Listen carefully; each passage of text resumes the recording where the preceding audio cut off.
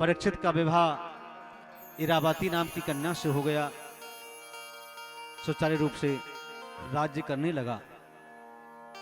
एक दिन अनायास ही परीक्षित राजा अपने पांडवों की राजकोष से एक चमकता हुआ मुकुट निकाल करके ले आया, उसको अपने सर पे बांधा और उसे बांध करके घोड़े पर सवार होकर के भ्रमण करने के लिए अपने राज्य में चला गया। तो वहां वो देखता है कि एक काला काला व्यक्ति हाथ में तलवार लेकर के एक बैल एक गाय पास पास खड़ी है।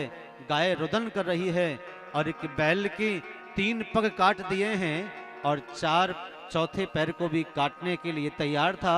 उसी समय ही राजा परीक्षित पहुंच गए और कहा, ठहरिए, तुम कौन हो? मेरे राज्य में इतना घिनौना कार्य हो रहा है। ये जो गाय है ये साक्षात पृथ्वी है और जो ये बैल है धर्म। धर्म की 4 चरण होते हैं, दया, पवित्रता, करुणा और दान। केवल एक बचा है दान। पवित्रता चली गई, दया चली गई, कहां रह गया लोगों में? प्रेम कहां रह गया है? बदले की भावना रह गई। न किसी के प्रति प्रेम रहा है, न करुणा रही है, न किसी के दुख में दुखी होने का भाव रखता है। केवल दान से धर्म को बचाया जा सकता है इस कलयुग में।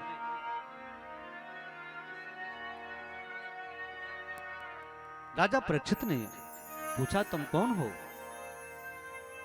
उस पुरुष ने कहा कि मेरा नाम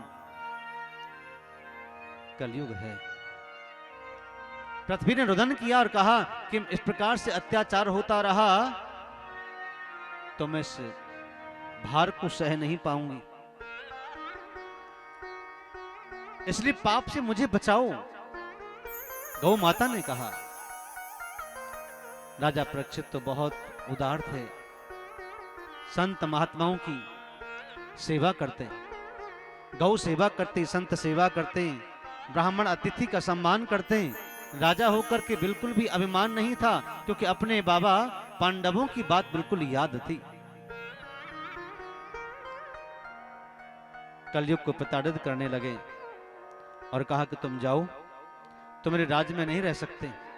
ऐसा अधर्मी पापी व्यक्ति मेरे राज्य में नहीं रह सकता, जो पाप करे, दूसरों को सताए, बुरा भला बोले, ऐसे व्यक्ति को मैं अपने नगर में, राज्य में रहने की अनुमति नहीं दूंगा। कलयुग ने कहा कि प्रभु, मैं भी तो एक आपकी इस पृथ्वी का टुकड़ा हूं, हिस्सा हूं, मैं कहां जाऊं? मुझे भी कोई अपना स्थान बता दीजिए ना, मैं कहां रहूंगा? मुझे बता दो वो कोई स्थान। राजा परीक्षित ने कलयुग को 4 स्थान बताए रहने के लिए कि दूतम पानम स्त्रियाः शूना यत्रा धर्म चतुर्विधा। पहला स्थान बताया दूतम,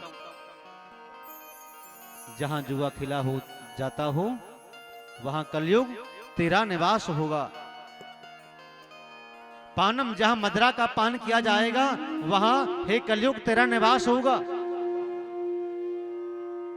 और जहां स्त्रियों को सताया जाएगा, जो परस्त्रीगामी होगा, वहां कलयुग तेरा निवास होगा। और जहां हिंसा की जाती होगी, पक्षियों को, जानवर के जो काट करके खाया जाता होगा, वहां कलयुग का निवास होगा। कलयुग ने कहा, प्रभु कोई स्थान अच्छा नहीं है, कोई अच्छा सा स्थान बता दीजिए। तो न जाने राजा परीक्षित के मुख से निकल पड़ा कि जा, तेरा निवास स्वर्ग स्वर्ण में भी रहेगा, सोने में भी तेरा निवास हो जाए। सब्सक्राइब करें रामकृष्ण शास्त्री जी के YouTube चैनल को और हमारे वीडियोस को सबसे पहले देखने के लिए बेल आइकन को दबाना न भूलें।